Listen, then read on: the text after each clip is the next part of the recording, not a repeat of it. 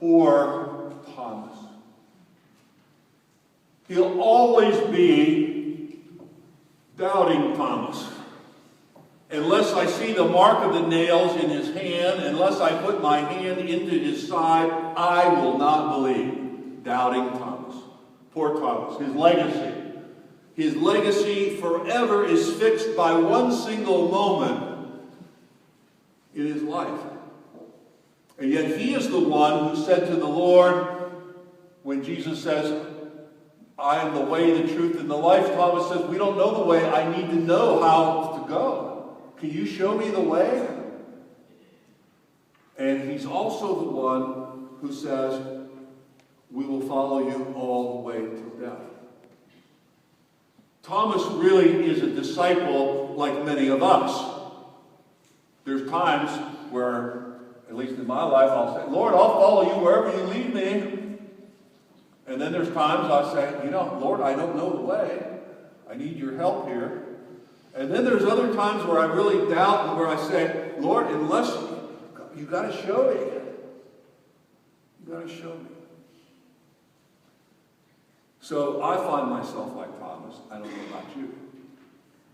There's times that I doubt. There's dark moments of loss and pain. There's times when I struggle to balance fear and faith, doubt and discipleship. But doubt, or struggling with our faith, which I think many of us do, is never the same as denying our faith. There's a difference between struggling and denying. Thomas is the disciple who was brave enough to say what we so often feel, you and me. Show yourself, God. Let me see you. Don't we do that all the time? Show yourself, Lord. Let me see you. Fortunately, Thomas was blessed with a God who appears. Sometimes shows up in the most unlikely places of our lives. And Jesus just keeps on appearing, despite fear, despite sin, and despite doubt. Jesus just keeps appearing to his disciples, and if we have the eyes to see, keeps appearing to us all the time. Jesus kept on appearing, rolling away stones, breaking down barriers, healing wounded hearts, opening locked doors, shining light into the dark and dangerous corners of people's lives.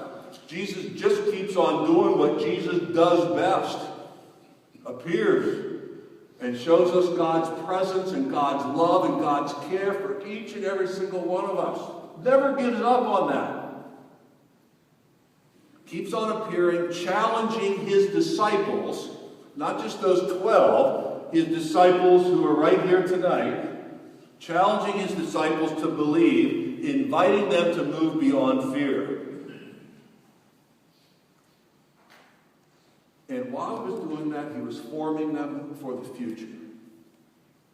Because he had to keep his mind, his eyes, his focus on the future, not on the past.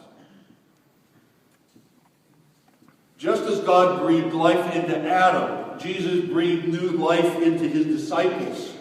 That Spirit. He said, receive the Holy Spirit. Take the Spirit into your life. Allow the Spirit to come and make its home with you. Let the Spirit abide with you. Become a sign for others in this world. Be the person who rolls back the stone and unlocks the doors for all of those others out there who can't do it for themselves. Break down the barriers and the walls and the fences that keep people apart. The prejudice, the poverty, the biases, the discrimination. Reach out. Receive the Spirit and reach out. And touch the wounded in body and spirit. See my hands, the wounded people that we meet every single day. Reach out and go ahead, put your hands there.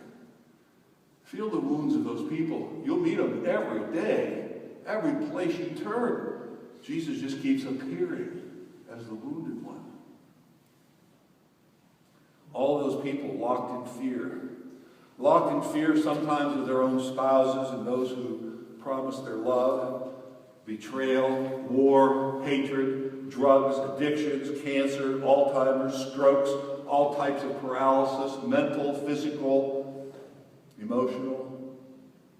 All who struggle with doubt or fear, hunger or famine. The list goes on and on and on. And when it becomes too hard for us, fortunately for us, like Thomas, we are blessed with a God who will just keep on appearing. God bless you.